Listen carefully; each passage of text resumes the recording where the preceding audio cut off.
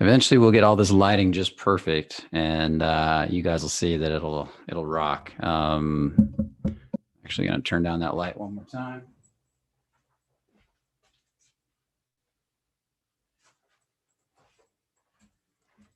Got another camera soon. I'm gonna try for a webcam. Although right now I'm using the iPhone, it works really damn good as the webcam. But anyways, let's dive in, guys. What was not working right, Rope? What were you having trouble with? Oh, it's better. Yeah. Okay, good. Okay, guys. Let's dive in. Tonight we're going to be talking about three things shy guys. How did you exactly word it, Jonathan? I don't know if the exact wording, but basically the three things shy guys do wrong when they're meeting women. And did I get that right? Did I say it right?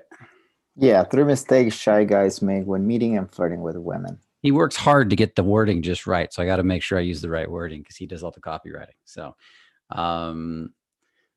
we're going to dive in and we're going to cover three mistakes.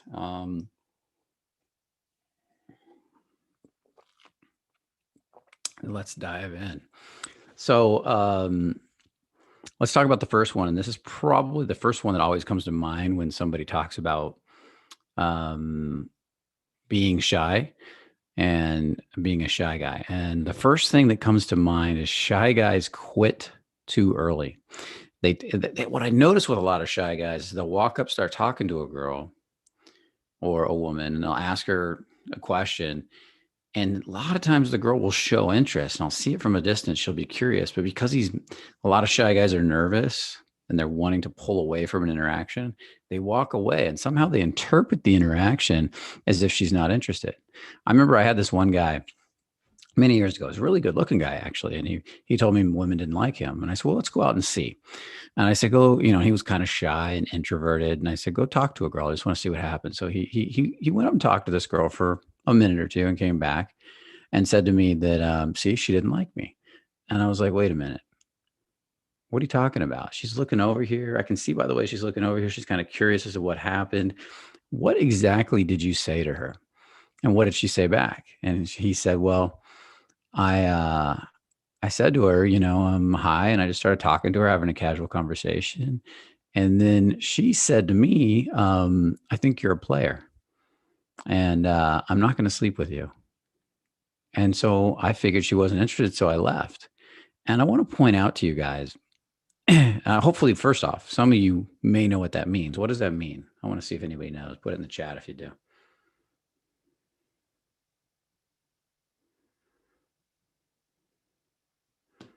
Who was teasing?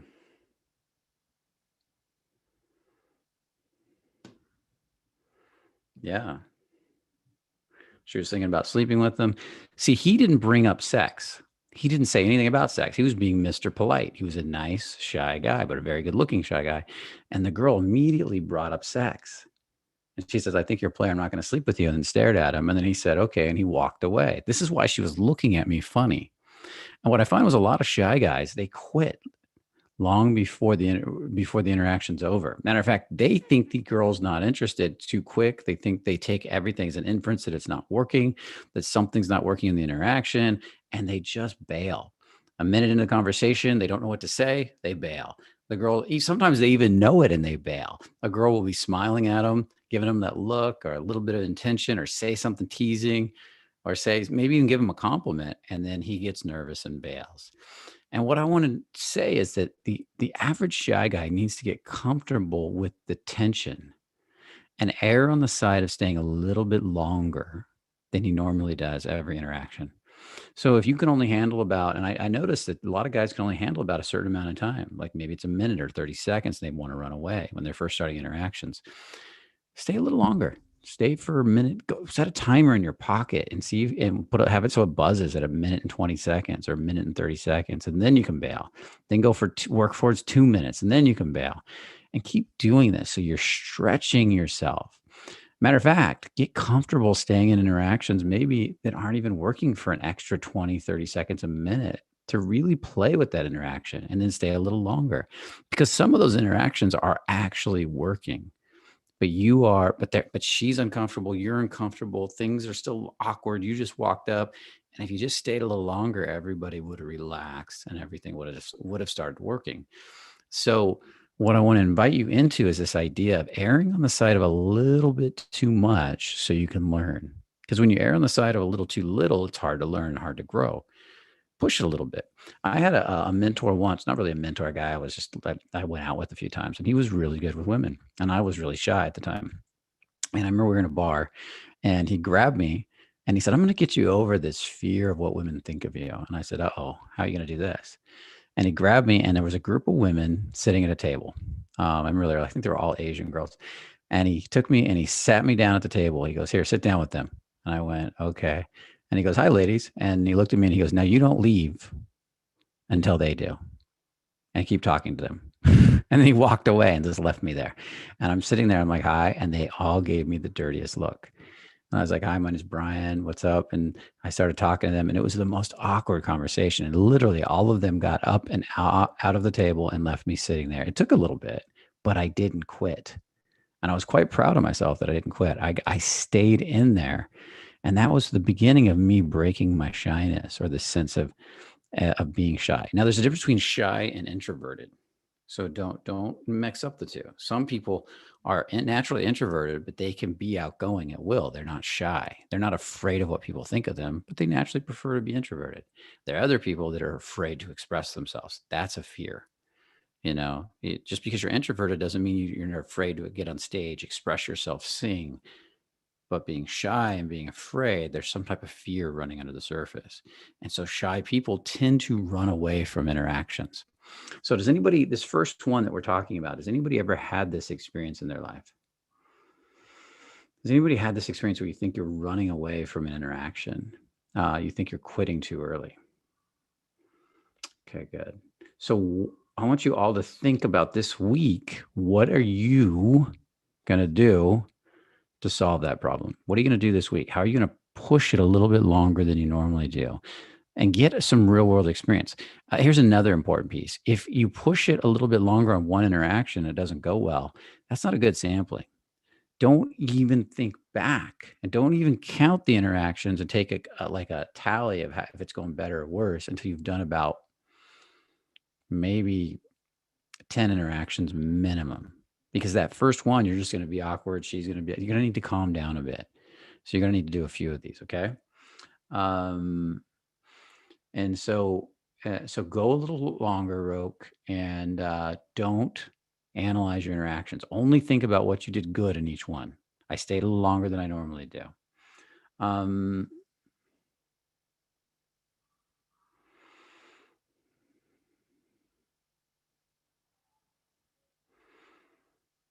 Okay, cool. This is really good.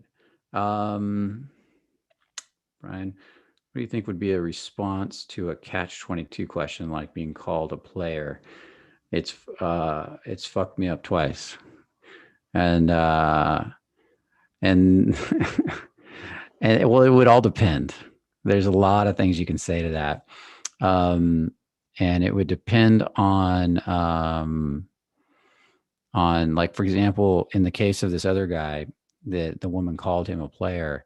He didn't bring up sex. He just said hi and started talking to her. And so he could easily play with that.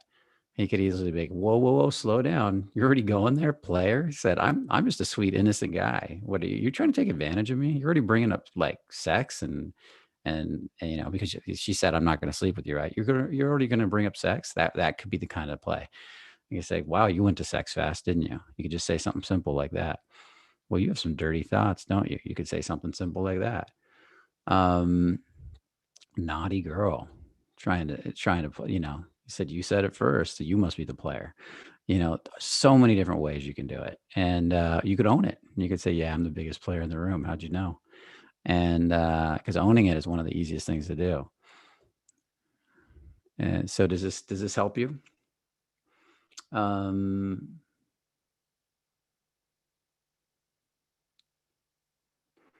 Well, you could ask her that. Ready for what? I'm just saying hi, and then just be shut up at that point.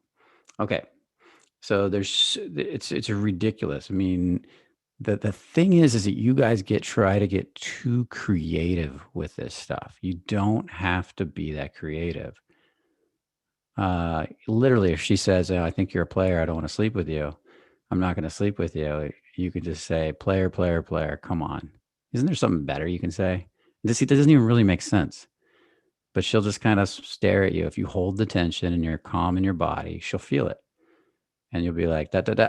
Don't even go there. Don't even go there. This is supposed to be a nice, sweet interaction. I'm a good boy. I'm a good Christian boy. Don't say anymore. Don't go there. Let's talk about innocent stuff." And you can just mess with her and just keep playing with that tension right there. Okay. So I want to go to number two. She called me a player to raise the tension and is seeing if I can handle it. Yeah. And do you see what I was doing there? I was stepping into the tension, directing and leading and commanding that energy right there. I was telling her, stop, don't go there. And I'm kind of building tension, and she can see the playfulness in my tone and in my attitude when I do something like that. Okay. So let's continue on. We're going to stay on the topic, Rogue, for now. We can come back to that stuff later. The topic number two. Topic number two. If you're a shy guy, what's the second thing that I think that shy guys run into a lot? And the second thing that, to me, as a former shy guy, there's actually a few of them. So I'm wondering if I'm going to go over three, because I got stuff that I just think is so important. So another one is that shy guys are just not emotionally expressive enough. Sometimes they mute themselves. They mute their emotions. They mute their feelings. They play small. They shrink. So a shy guy often, if you're really shy, they have trouble in loud environments. Like you go to a bar or a nightclub, it's so overwhelming. Thump, thump, thump, lights, lights, lights. And you're shy and you tend to shrink your energy. That's going to be a really difficult situation. So, what I would tell a shy guy to do in a case like that is to spend more time in quieter environments that are conducive of his more subdued personality. Bookstores is a great example. A mall is a great example. On the street is a great example. And a lot of shy guys need to work on being more expressive, because they will shrink to the environment. If the environment's low, they'll tend to shrink low to a lower volume. They need to learn to speak louder, project more, be more forward, because that is one of the biggest challenges they run into. It's like this difference between, "Hi, my name's Brian, how you doing?" And there's this sense of a shrinking energy inside of me, versus looking her in the eyes and saying, really opening up and being like, "Hi." You can be a little bashful, a little shy. "My name's Brian, how you doing?" And there's a sense of feeling, or even coming up a little loud in the beginning. "Hey, how you doing?" And then dropping down. "My name's Brian. What's your name?" And playing with feeling, because shy guys are so afraid to show their emotions, sometimes their vulnerability, because they have so much under the surface. So you got to play into that. That's actually one of your strengths as a shy guy, is this ability to feel a lot. So you want to let her see you feeling a lot. "How you doing?" You can even call it out. I was a little nervous, but I said, fuck it. I had to come over and say hi to you anyways. And you can be really honest about that. "Oh man, I was so nervous coming to say hi to you, but you're too damn cute for me not to. I had to come say hi." And own that shit. Call it out, because it helps you to break up the shyness in the future. It helps you to get past it. Because one of the worst things a shy guy can do is be in denial about his shyness when he has shyness, and she can see it. If he's sitting there going, "No, I'm not shy, I'm fine." And when he does that, he has to numb off his emotions, numb off his feelings, wall off his emotions, wall off his feelings, and she feels it. She feels a disconnect. But if you're like, "Yeah, I'm shy, I'm a little nervous, but I don't care. I'm here anyways. I'm not going to let my shyness stop me. You're too cute. Look at you." And that has a huge effect. And could you feel the little inward energy I was playing with? I'd go in, come out, and there's just like bashfulness. That is really important. This is why being in a loud environment for a shy guy can be tough at first. As he starts to break the shyness, then he can start to go louder and louder and louder environments. Um, so that's another really good one. So let's see. Do any of you think you fall into that category? Any of you got any comments on that one?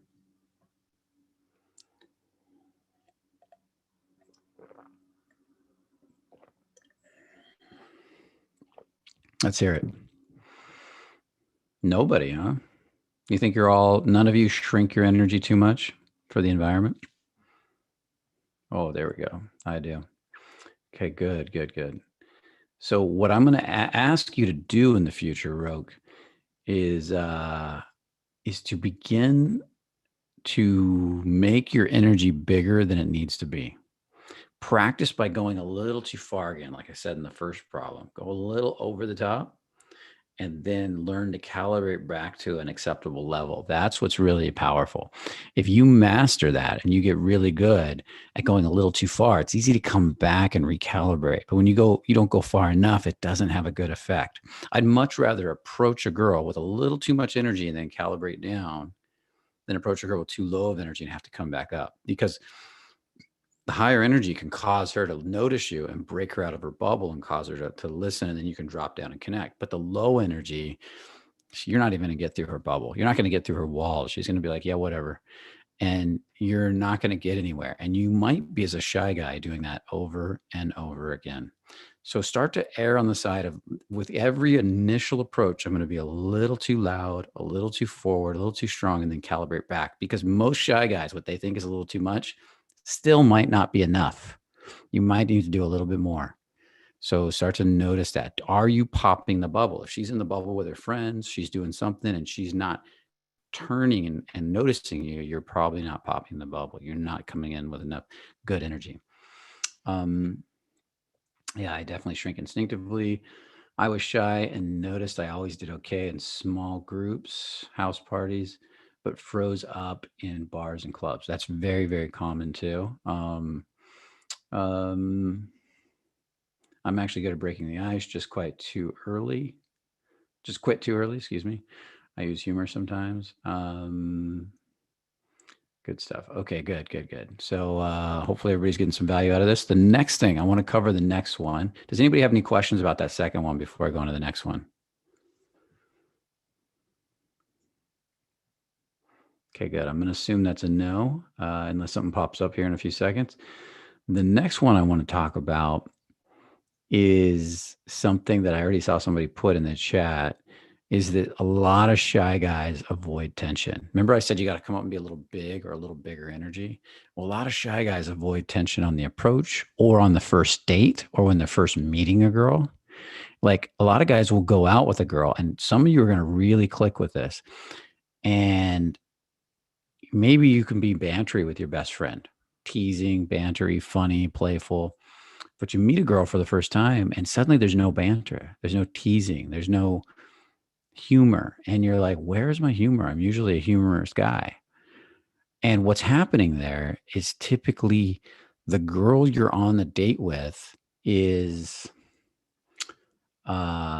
probably nervous too and is being more serious. So both of you are being kind of serious, and nobody's breaking the tension. Nobody's playing with tension. I mean, it's kind of a heavy, low feeling tension. You want to spike it. And so nobody is doing that. Nobody's teasing. So if you were to start with a tease and tease her just a little bit, she might suddenly relax and be able to open up and tease back. And the next thing you know, you'll have this bantery, playful communication. But I've seen people go all night not able to do that. And maybe even it takes them a little while to discover they're both bantery people, but nobody wanted to start it because they're afraid of the tension. Like, even just looking at her going, hey, you look like trouble.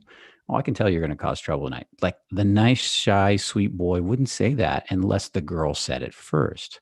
Now, what the same guy will notice is that when a girl does that to him first, she starts off teasing him. He can start right up sometimes because he's been given permission by her, but he won't give himself permission. He's been given permission by her, but he won't give himself permission, and he won't start the process first. And that's what sucks. So let me take a look at some of your comments.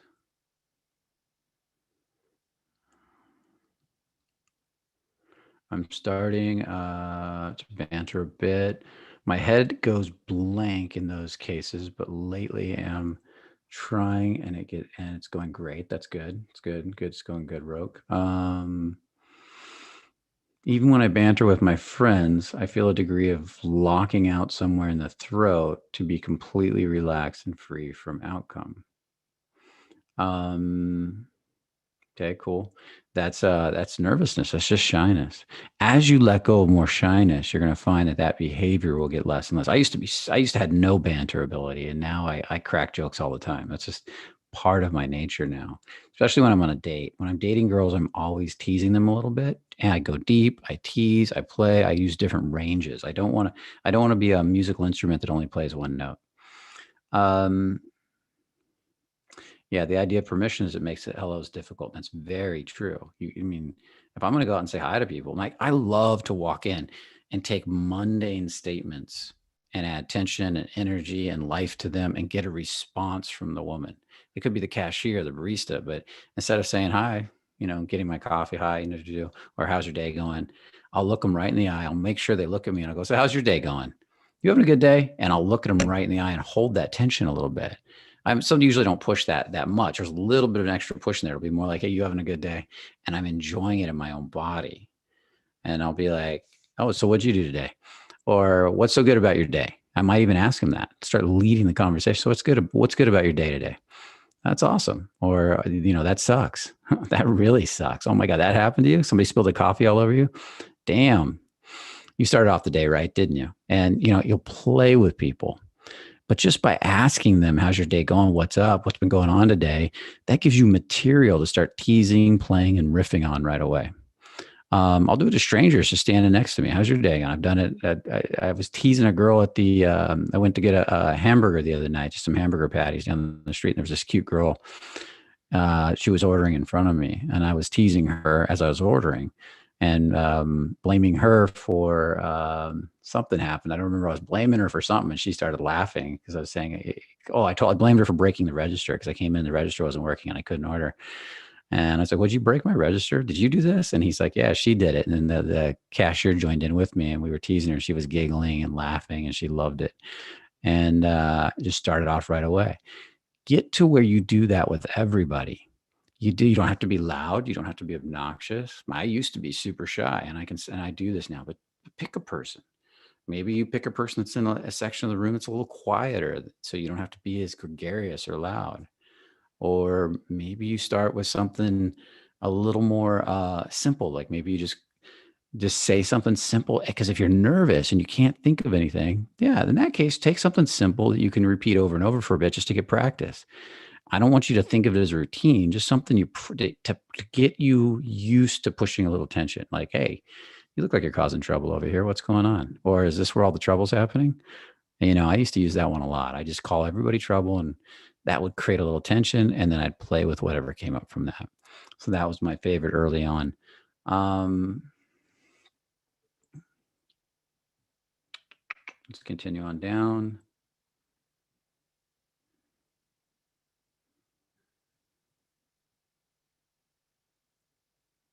Nice. It's actually a great and really simple tip. Okay, cool. I don't know what this guy's writing about gregarious, but okay. Um, how do you break the waiting for permission acceptance? How do you break? I'm not sure what you mean by that, Joseph. How do you break the waiting of permission for permission or acceptance? You just do. Like try the trouble sentence that I just talked about. You guys look like trouble. Just say it. Just say it 5 times to different people. You guys, is this where the trouble's happening? Or this looks like the fun side of the room. What's happening over here? And just get used to saying something and letting it land, and then deal with whatever comes up. Yeah, you're going to have to say more. In the beginning, it'll be hard, but in time, as you relax in your body, your mind will be filled with responses. But the key is you have to become relaxed first. Um, I do better when I feel in the moment and not worry about the results when approaching. That's when everybody does better. There's nobody that does better any other way.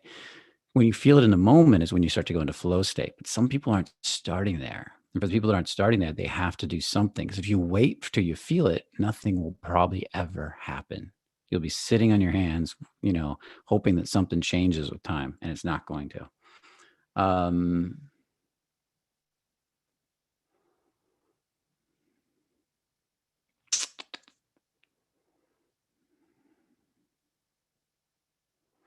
is it good to let girls come and talk to you? This is a shy guy kind of question, I think. Or it should be that you starts the conversation. If so, then give the girls the leverage of conversation as we want something from them. There's leverage is an illusion in that sense. It all depends on how you feel in your body. And that's what I have trouble getting over. The girl should show interest in you as well. Is that how it's supposed to work? Nobody owes anybody interesting. Okay. Nobody owes any. Think of it this way. When you go out, if you go say hi to her, she doesn't know you jack shit. Matter of fact, you're interrupting her life. So she wants to tell you to fuck off. She has every right to do it. And vice versa. If you start talking to her and she's rude to you, you don't owe her shit because you don't know her. She's not your girlfriend. She's not your wife. You can just walk away. And if we come with that attitude, now the intent is for me to be nice to everybody. I love people. But if I come with the attitude, she doesn't know me shit and I don't know her shit, then if she's rude, I can just walk away. It doesn't matter. If she doesn't like me, I don't have to take it personal. And that's the first thing. Second thing is this idea that when you walk over, she has leverage. That's how you give her power. She doesn't have any more leverage than you do. Just because you say hi doesn't mean you're going to keep talking to her. You're not going to just turn your back and walk away or be rude the next minute. You know, you might talk to her and find out she's not very nice. So you just, I'm out of here. And vice versa. The key with being able to walk over is if you see a girl you really like and she's not walking over to you, if you can walk over to her, then that gives you more power in a lot of ways because now you have the choice. Do I want to talk to this girl or not? But if you're waiting for girls to come to you, it may or may not happen. If you're really good looking, maybe some girls will come over to you. A lot of guys are average looking, and then a lot of girls don't come over to them, or they don't look open, or they're not good at being open. They're not good at throwing out little lures to pull girls over. That's all an art form, is learning to be, hey, what's up? Just throwing a little wave, a smile, a little eye contact, getting girls to want to talk to you. And a lot of times girls won't come over and talk to you directly. They might come stand near you, or they might smile. They might look down, smile again, and wait for you to still take the action. Because a lot of women really want the man to take the action. That doesn't mean they won't pull their weight though. But if you take rejection personally, that's a big shy guy problem too. We could call it number 4 is taking rejection personally. You're going to really limit what you can do in life. I mean, the most successful people in the world aren't afraid of rejection. When I get on a stage in front of 100 people, I'm not going to worry about that. Some of those people aren't going to like me. Who gives a fuck? Who gives a flying fuck? Who likes me? Who doesn't? That's really what it comes down to. All that matters is that I get up there and connect with the right people. And that's all that matters. And so kind of let that in. Let that kind of sink down inside a little bit.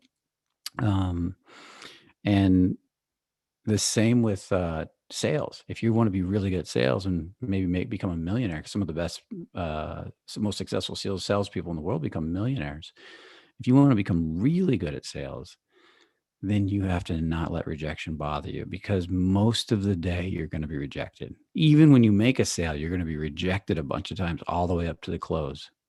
And so the game of life is truly played in rejection, rejection, rejection, rejection, success, rejection, rejection, rejection, success.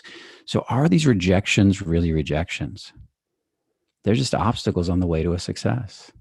And that's what the most successful people realize. We stumble our way and trip and fall all the way to the top. But we just keep tripping and falling. That's what makes everything work in the end. And if you're waiting for girls to approach you and hit on you and show interest in you, you're probably going to have a long wait unless you're a male model. And even then, if you're really good looking, but other guys around you are better with their energy and their communication, they're just going to keep taking the girls from you anyways. You're not going to be able to keep them because the looks for a man only get the conversation started. It doesn't go anywhere. I mean, girls can lose interest in a good looking guy like that. It's kind of crazy.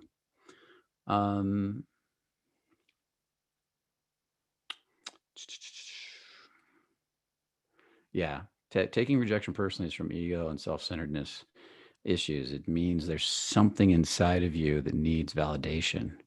And when you get past that need for validation, your life becomes 10 times more powerful and better. You become happier. You have more fun. Um, and yeah, letting go of seriousness is important too. So good job, everybody. Hope everybody's doing well. So those are my three things for the day. Simple three things. What I want to do now is take some questions, and we got one question in here, and I'm going to dive right into it. Um, uh, I have been releasing anger a lot lately, and I very often get a reveal of the insecurity behind it, but I rarely goes to courage. I just feel this sudden feeling of relaxation, but I'm confident. Is it possible it goes straight to yes? That's exactly what's probably happening. Go straight to acceptance, or am I going back down to apathy? Do you feel heavy? If you feel really good and you feel light, if you feel lighter, you're going up the scale. Or is it just irrelevant feeling? I often go straight to acceptance. It's very common for me to go straight to acceptance and past courage.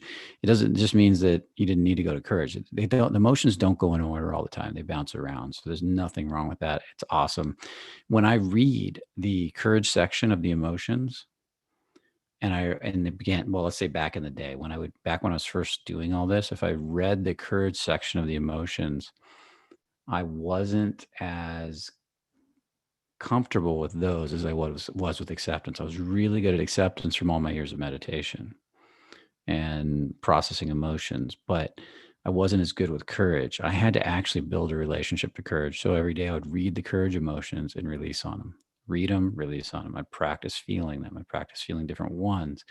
I developed the ability to relate more and more to my courage. So to me, that's if you want to understand your courage better, that's a great thing you can do. But it's great if it slides right up to acceptance because that's even higher on the emotional scale. Um, are you still approaching now with COVID? No, I mean, I'm seeing a couple girls right now, so I'm not out really doing a lot of approaches. But COVID is not I was flirting with a girl last night at the restaurant. It's not a stopper. COVID doesn't have to stop. We take guys out; they approach girls all day long with COVID.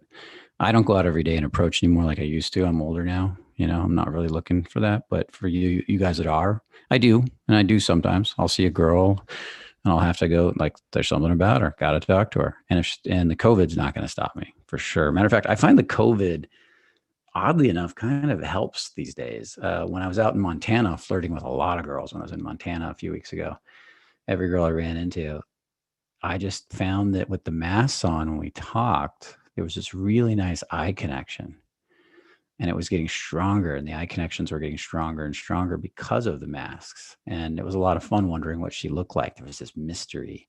And you can even tease her about that and play with that. Your eyes are really cute. And but I'm wondering about the rest of you. And you could say something like that literally to her. And it says seeing your face now almost feels a little naughty. It feels wrong. Like I'm looking at something I'm not supposed to. You could play with all kinds of stuff around that. Um, but yeah, don't let the mask stop you, man. A lot of girls outside don't have masks on, anyways. I know in Montana they've stopped wearing them, and I think Illinois they've stopped where the mask mandate went away, at least in Bozeman. So, so you have to decide how stoppable you are. Is you going to let COVID stop you or not? I'm not saying you should or shouldn't. That's your decision to make. You have to decide how concerned with COVID you are, and I'm going to honor whatever you would decide. I'm not going to try to tell you to do something different. For me personally, if I think a girl's cute, masks aren't going to stop me. We have students approaching girls all the time in masks. Hey, Jonathan, what's your experience with approaching girls in masks? Because I know so far, every girl I've talked to in a mask, it's been kind of fun for me, actually. I think it really depends on the girl, but like you said, most of it is your energy. I usually approach with no mask, and I keep a distance between me and the girl, and they usually sometimes, not all of them, they take their mask off too, and then we engage in a conversation just like normal people, and then we make fun of the mask situation, and so it's really not, it's really not a problem. You do come across people that they get irritated, and that's just going to happen. But like you said, as long as you don't take it personally, then you just move on and, uh, go for the next approach. Yeah, that's always going to happen. I mean, even without masks, you're going to run into people that get irritated. They're just having a bad day. That's part of life. They're going to get irritated if somebody, no matter what goes on in their life, to be honest, those types of people usually get irritated all the time for everything. So are you going to stop life so those people don't have a bad day? Because they're already having a bad day. That's all it is. They're having a bad day and you walked up on it. The average person, if you're not rude, you're not obnoxious, you're playful, you're fun, you're bringing good energy, is good. Matter of fact, it's as you get better at this stuff, you'd be surprised how many people welcome your approach, even if they're not going to date you or give you their number. It's fun for them. So, um, I'm fairly good with teasing and banter. I get a fair amount of attention from women, even get free stuff from some women, but I start to feel too much tension and end it early. Can't release and banter at the same time. When I try to connect with feelings of my body, all of the natural skill sets disappear. Um, do you find you have to use that much banter, Todd? Maybe you don't need to. I mean, the tension is there even without the banter. Okay, I'm going to give you an example. There was a guy that used to approach women out here in LA, and he used to approach about 2 hours a day. And he wasn't getting anywhere. He had one date in the last 3 months. And I was like, how do you approach 2 hours a day and you've only got one date in the last few months? And he said, I don't know. And I said, well, I want to watch you. So I watched him walk up to women. He wasn't bantering at all. Now you'd think, oh, he's not bantering at all. How's he getting dates? He's being direct. He's being forward. He's being deep. He's walking up to him on the street. And again, he wasn't getting dates. But I'm going to show you how it changed. He'd walk up to the women and say hi. He'd create a lot of tension on the open. I just had to come over here and say hi to you. There's something about you. He'd say something to this effect. This is very common. A lot of guys say this, but he said it really good. A lot of tension. There's something about you. I just had to come say hi to you. And the women would just drop right in with him because there was so much presence in his eyes. It was really good. Women love this stuff. And then they would start to talk, and I'd watch him. He'd go, bloop, and that connection would disappear. And he'd go in his head and start thinking and analyzing. And then he would start to talk again, and he'd connect again. They'd pull back in. And this went on. It was like pulling her in, breaking the connection, pulling her in, breaking the connection. And after it was over, I asked him, I said, what are you doing when she starts to talk? Well, I'm thinking about what she says and analyzing the next thing I'm going to say. I said, don't do that. And the advice I gave him was be boring. I want you to ask boring questions, be mundane, be boring. So say stuff like, what do you do for a living? Where are you from? But I want you to say it with that deep level of presence. And the reason I want you to be boring is because your presence is so good. I want you to focus on the presence and not have to think about creative shit to say. So he did that. He walked up to the next girl. I gave him, there was another assignment was given to him was, if it's going really well, just ask her to come home with you right now, right today. And he went, okay, that's a little scary, but okay. So he walked up and he locked in with the next girl and he said, hi. And there was a little bit of tension, a little bit of silence. I just saw you walk in and I had to come say hi to you. There's something about you. Now I'm a little bit paraphrasing, but it was something similar to this. And then she leaned in. She said, really? And he said, yeah. And then they said a few more things and he asked boring questions. So where are you from? Oh, I'm from, and she was from somewhere in Europe. Oh, interesting. I've never been there, something like that. You know, what do you love about your country or whatever? I don't know what he said, but it was basic stuff, whatever came up. No teasing. And then he leaned in. There was this nice tension. And then he said, I'm having a really good time talking to you. What if we just get a bottle of wine and we go back to my place?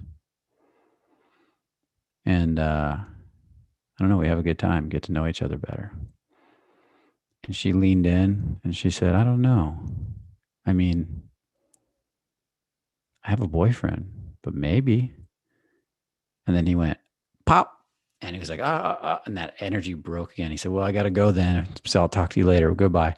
And he ran away. And I heard him do this, and I saw the break, and I saw him run away. And he came over, and I was like, why did you run away? And he said, well, when I realized it was going to work, and she probably would go home with me, I got super nervous and I got super scared, and I just had to run away. Now, that's beside the point. The point is his conversation abilities went through the roof. Look how little banter he used. And he wasn't using creative conversation, he was using connected conversation. Later, as he calms down, more banter will sneak its way in because he'll get calmer. He's got to get comfortable in the communication. Banter comes up as you get calmer, as you get more relaxed, as you get more comfortable with being you. For some people, it comes up naturally when they're nervous, but other people, they have to calm down. Now, in his case, suddenly after that, over the next few months, he was dating like crazy. Just with a few adjustments like that, that guy had more dates than he knew what to do with. It's pretty awesome, isn't it? You can do that too. So try this idea on, Todd, that you don't always have to be bantery. Now, if you want to get naturally bantery without thinking about it, you got to practice banter when you're not in front of a woman. Practice writing banter, writing practices, saying it in the mirror, saying a bunch of stuff spontaneously. Watch Craig Ferguson on TV, watch different bantery people on TV that are super bantery and watch them in communication. Maybe watch a little Hank Moody from Californication and mimic how they talk a little bit. Try on things and look for things that you like. Don't try to turn anything into a technique.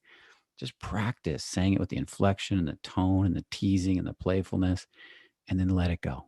And if you do that every day for 10 minutes, if you do a bunch of banter writing exercises, get some comedy writing exercises, teasing exercises. I've got a bunch that someday maybe I'll put out here.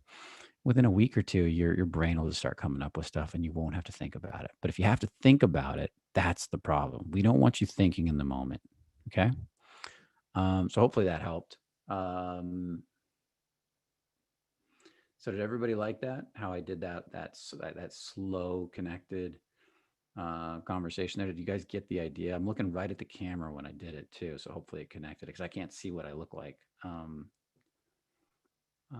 Notice the pause. I was working the pauses. I was working the feeling. I'm working the voice tone.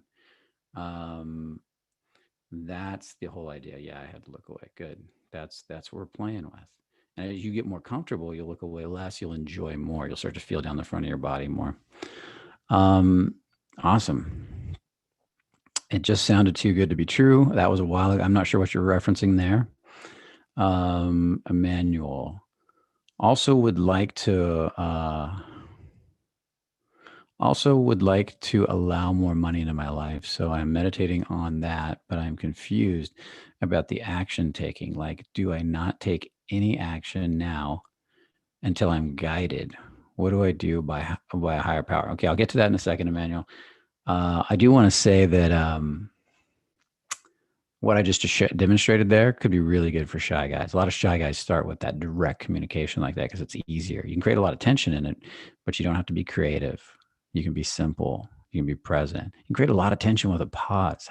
Just say hi and then pause for a while, 2, 3. Maybe if you really want to vamp up the tension, pause until she says something to you. I mean, tension is very easy to create. Just start thinking in those terms. You can even practice with your friends. About what action to take. Like, do I not take any action now until I'm guided? What do I do? Well, if your mind was really clear, Emmanuel, I would say don't take any action till you're guided. If you're really present, really clear, and you're meditating and you're looking for the right action, that's great. But if you're in the spins, it's probably not going to happen unless you're really good at meditating out of the spins. So if you're really nervous and you have a lot of stories coming up, I would say, if nothing else, take a little action to see what stories come up. I'll give you an example. I used to really hate doing the books for my business, the money, the accounting. I mean, this stuff used to make me so anxious and make me think and race many years ago. And so I would sit down and do 5 minutes of it, 10 minutes of it, and I would do anything. And then whatever emotions and stories came up, I'd release on. And then I do another 5 minutes and release on. I do this every day, just a few minutes here, a few minutes there, until I started to reach a point that I could relax into my body and think straight. When you start to think straight, then inspired action will show. That process I just described might take a while. If you got tons of anxiety and you're really spinning and reeling in your head, that process might take a couple months for, a month for some really big shifts to happen. And you have to be ready to ride that out. I know that Jonathan is going through where the deepest pains in your body are can take a long time. If it's not a deep pain, it might take a week, it might take 2 or 3 days. It might happen the same day. But when it's really deep, it can take a while. And I know Jonathan, who's on this call, has been going through something where he's had to really dig in for what are you at? A couple months now? Some of your deepest stuff. It's really your deepest stuff that you've ever had, right? Yeah, this is it's almost a month and a half, and it just feels like an eternity. Yeah. Every day feels like a week, doesn't it? Yeah. But it's only a month and a half. But how much have you changed? Drastically. I mean, when I think about, my behavior, how I feel throughout the day is day and night. Yeah. And yeah, it's just, I can feel how much power and how much more safe I feel in my own body rather than, looking for distractions, looking for things to do. And obviously, it gives you a lot more confidence to go out there and do whatever you want to do. Yeah, when you go through your deepest stuff, your shadow material, your dark night of the soul, whatever you want to call it, it does feel like there's no way this problem can ever fix itself. Your mind will be telling you that I am permanently this way. I suck. This will never work out. This will never change. And if you just keep writing it, it might take days or a week or out. It's kind of crazy, but then eventually, with the releasing, you'll have a breakthrough. And when you do, that which seems so difficult starts to seem a lot easier. Suddenly, that thing that seemed impossible could even seem easy, and often does. And you're like, why was this ever so hard? And a big part of releasing is realizing that you have to release what's going on inside of you, not what's going on outside of you. Most people are trying to release on the fear of that girl over there. The fear of that girl over there is not caused by the girl over there. I'm going to say that again. The fear of that girl over there is not caused by the girl over there. The fear of that girl over there is caused by a story inside of you. So the releasing has to be done on the feeling you're feeling inside of you. She's just the catalyst. You're not afraid of her. You're afraid of your own story. You're afraid of where your body's getting tight. And so you're over here, you're putting your mind over here, projecting over there, trying to release your fear of her when you really need to put your mind here and release your fear that's in your chest tightening or in your gut cutting up, and the story that's there that you're not good enough, you're a piece of shit, I don't deserve a woman like that, I could never get it, a woman like that would never like me. And these are the thoughts that'll be going. They're not true, but they're going off, and you don't want to hear them again and again, because every time they go off it hurts a little more, and then eventually that all breaks. She's not the problem. The problem is inside of you. So just kind of let that sink in. um, Awesome. So hopefully that all helps. This was a really good call, guys. You guys enjoying it? Okay, we got one more question come in, or it's a statement. I think we'll get to that in a second. Absolutely. Nice. Good, good, good. Hopefully you guys understood that last piece on releasing. That's a very, very, very important piece. Most people are trying to release outside when they need to realize what they have to release is going on inside. It's always an inside job. So T-Bone Tom wrote, I believe it's an inside job. This stuff is parallel with my 12-step program. Everything's an inside job. Okay, I'll even describe it a little more. Tension. There is nothing out here you really have this huge tension about. I mean, there's the natural physical tension of walking towards a beautiful woman, but there is no tension beyond that. And that's not even tension in the sense of pain. That's just like, oh, I got to move my muscles, that type of tension, and walk over there. There is no fear. The fear is actually a story inside of yourself. So all the things you're afraid of in life, starting a business, going for what you want, uh, taking that dream vacation, whatever it is, making a certain amount of money, is all caused by parts of your body, feelings in your body, tightening, constricting, pulling, yanking, and shutting off. And what it does is every time you start to move towards that story activates and it tightens more, and you don't want to feel that feeling anymore.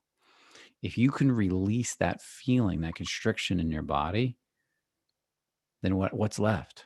Nothing, because there really is nothing out here holding you back. You'll find the answer out here, and you'll go create it, because that constriction's gone now. And that's what people don't realize. They think the outside world is doing stuff to them. No, your stories are doing stuff to you. And that's what you got to let in. Okay, I got that, Jonathan. Thank you. Awesome. So, with that said, I want to. I almost forgot. I'm glad Jonathan just reminded me. We got the attraction and seduction gathering coming up in March, guys, in Miami. I love going to Miami. I love our summits. I get to meet a lot of you.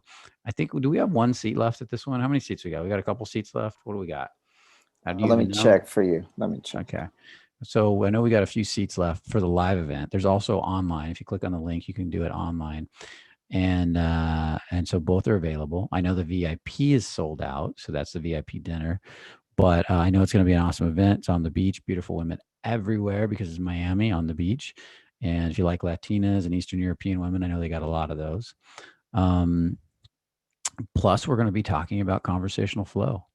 A lot of the stuff we're talking about today. How do you get into a flow in conversation, like an artist flows when they're doing their art, when an athlete flows when they're doing their athletics? How do we get into this flow? Because it's all about flow, isn't it? Isn't it really good conversation? You're not analyzing, you're not thinking, you're not judging, you're just flowing. And that's what counts.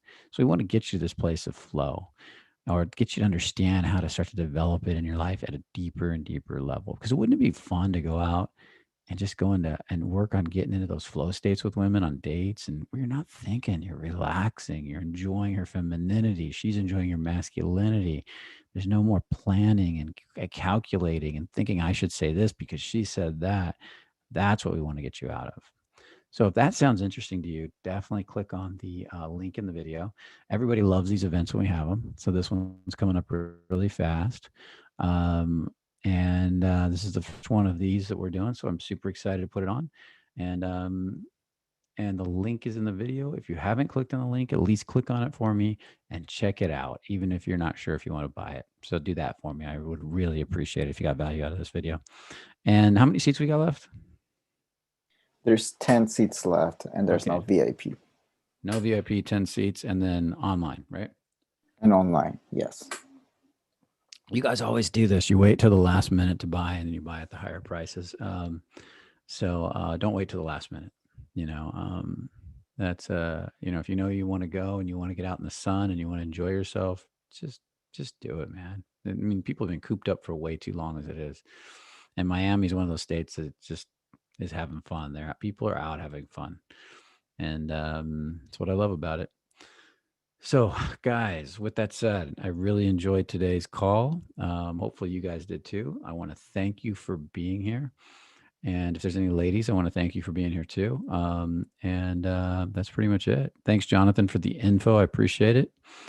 And with that said, remember, only the confident really live. And we'll see you. We'll have a video this Sunday, and we'll see you on next Tuesday. And I'm sure the Friday videos will be coming out soon. Okay.